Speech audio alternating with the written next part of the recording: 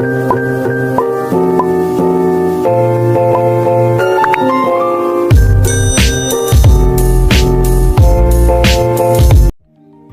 guys, welcome to my YouTube channel. Let me introduce myself. My name is Reni Metasari.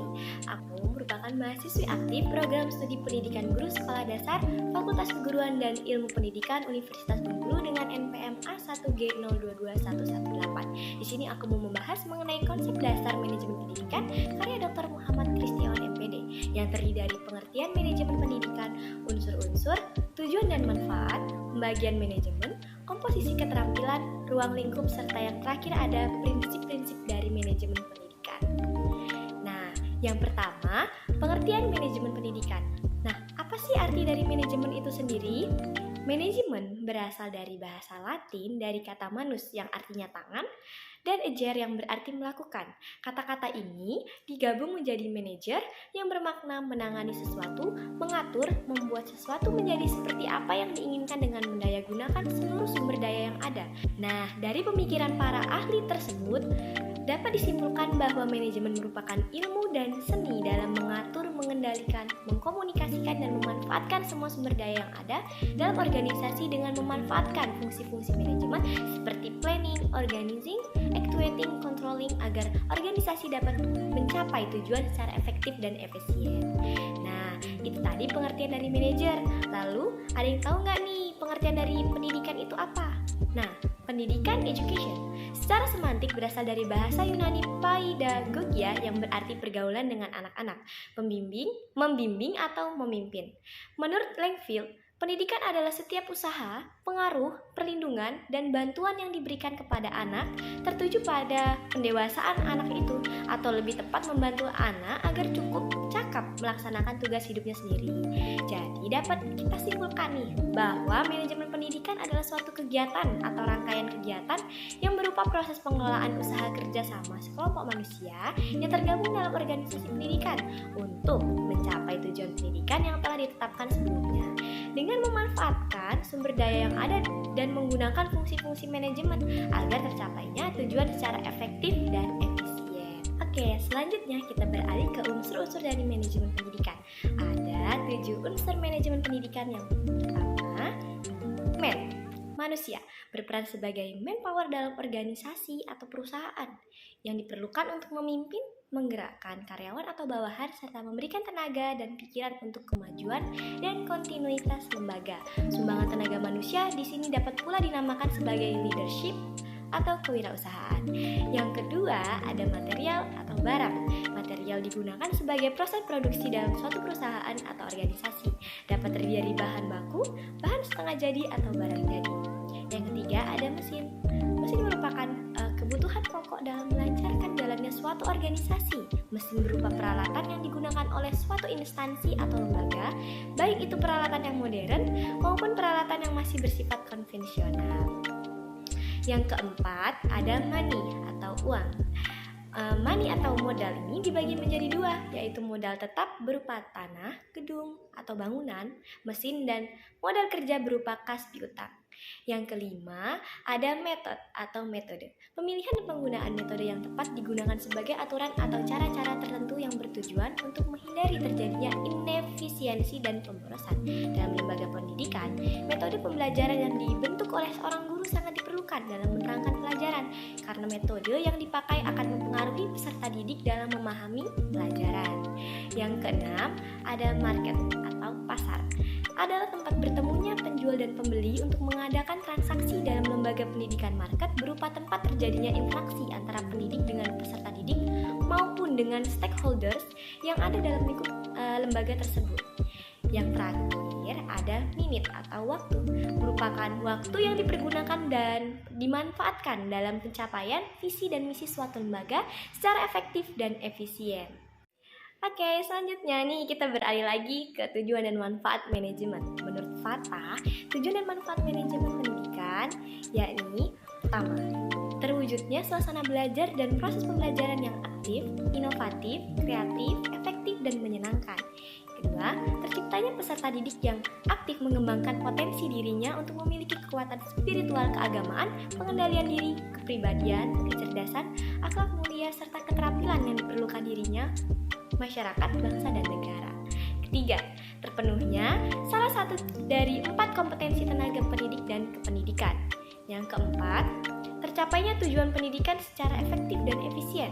Yang kelima, terbekalinya tenaga kependidikan dengan teori tentang proses dan tugas administrasi pendidikan. Dan yang terakhir, teratasinya masalah mutu pendidikan. Oke, selanjutnya kita beralih ke pembagian manajemen. Manajemen dibagi menjadi 3, yaitu yang pertama manajemen puncak atau top management, disebut juga dengan manajemen institusional atau eksekutif atau key eksekutif, yang terdiri dari dewan direktur, direktur utama atau chief executive officer (CEO). Tugasnya untuk mengembangkan rencana-rencana yang luas untuk lembaga dan mengambil keputusan-keputusan yang penting. Yang kedua, ada manajemen menengah atau middle management, disebut juga dengan manajemen administratif, yang terdiri dari pimpinan pabrik atau para manajer divisi, division managers. Tugasnya yaitu bertanggung jawab untuk mengembangkan rencana-rencana operasional yang lebih luas dan menerapkan rencana yang dibuat oleh manajer puncak.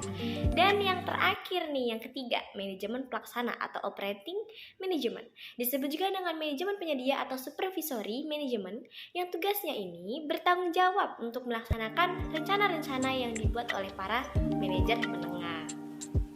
Oke, kita beralih lagi nih ke komposisi keterampilan manajemen. Yang pertama ada keterampilan teknik atau technical skills, merupakan kemampuan untuk menggunakan alat-alat, prosedur, teknik suatu bidang khusus, ahli bedah, teknik pemusikan. Yang kedua ada keterampilan manusiawi atau human skills, merupakan kemampuan untuk bekerja dengan orang lain, memahami orang lain, dan mendorong orang lain baik sebagai perorangan maupun kelompok. Dan yang ketiga ada keterampilan conceptual skills, merupakan kemampuan mental untuk mengkoordinasi dan memadukan semua kepentingan dan kegiatan organisasi yang meliputi. Pertama, ada melihat organisasi secara keseluruhan, dan yang kedua ada memahami perubahan pada setiap bagian yang dapat mempengaruhi organisasi. Oke, next part.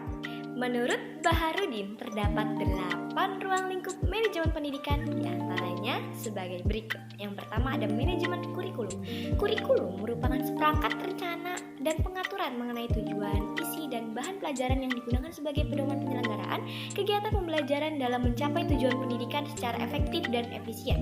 Manajemen kurikulum merupakan sistem pengelolaan atau penataan terhadap kurikulum secara komprehensif, sistemik, dan sistematik yang dijadikan acuan oleh lembaga pendidikan dalam rangka mewujudkan ketercapaian tujuan kurikulum atau tujuan pendidikan.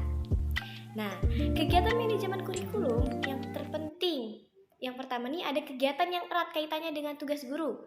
Kemudian ada kegiatan yang erat kaitannya dengan proses pembelajaran dan pengajaran. Selanjutnya yang kedua ada manajemen personalia.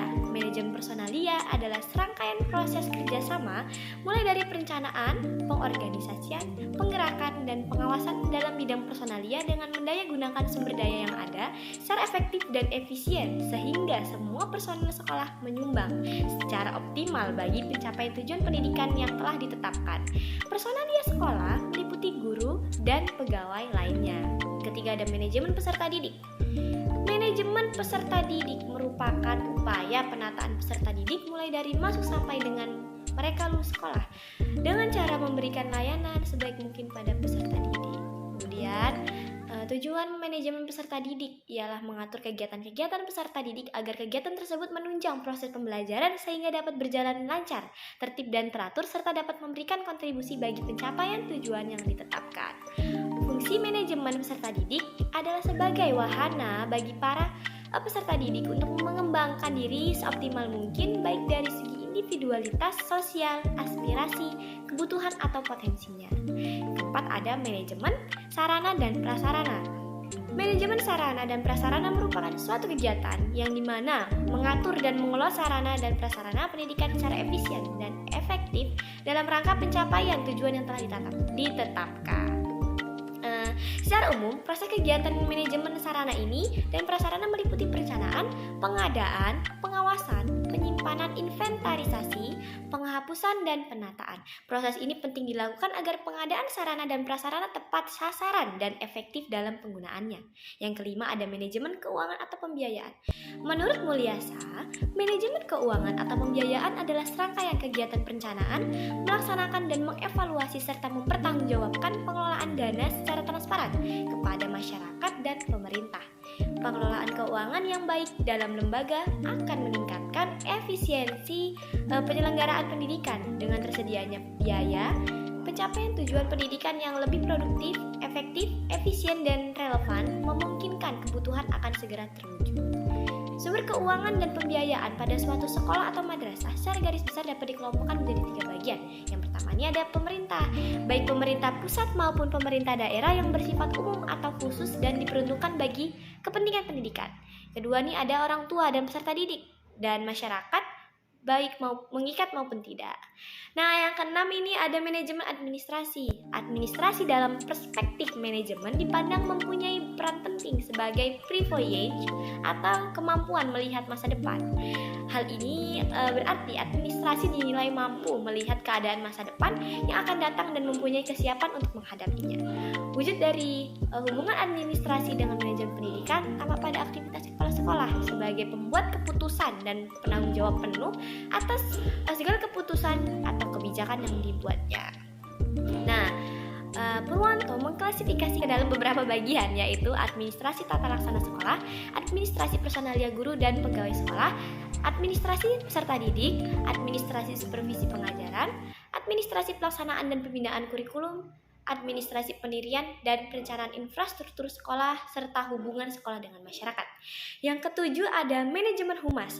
Menurut Hasbullah, humas merupakan fungsi manajemen yang diadakan untuk menilai dan menyimpulkan sikap-sikap publik menyesuaikan polisi dan prosedur instansi atau organisasi untuk mendapatkan pengertian dan dukungan masyarakat. Kegiatan kehumasan di sekolah tidak hanya cukup menginformasikan fakta-fakta tertentu dari sekolah, melainkan juga harus mengemukakan beberapa hal, diantaranya melaporkan tentang pikiran-pikiran yang berkembang dalam masyarakat tentang masalah pendidikan, membantu kepala sekolah bagaimana usaha untuk memperoleh bantuan dan kerjasama, kemudian menyusun rencana bagaimana cara-cara memperoleh bantuan dan membantu pemimpin karena tugas-tugasnya tidak dapat langsung memberikan informasi kepada masyarakat atau pihak yang memerlukan.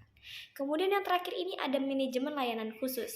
Layanan khusus sendiri merupakan suatu usaha yang tidak secara langsung berkenaan dengan proses belajar mengajar di kelas, tetapi secara khusus diberikan oleh pihak sekolah kepada para siswanya agar mereka lebih optimal dalam melaksanakan proses belajar menurut Asmendri.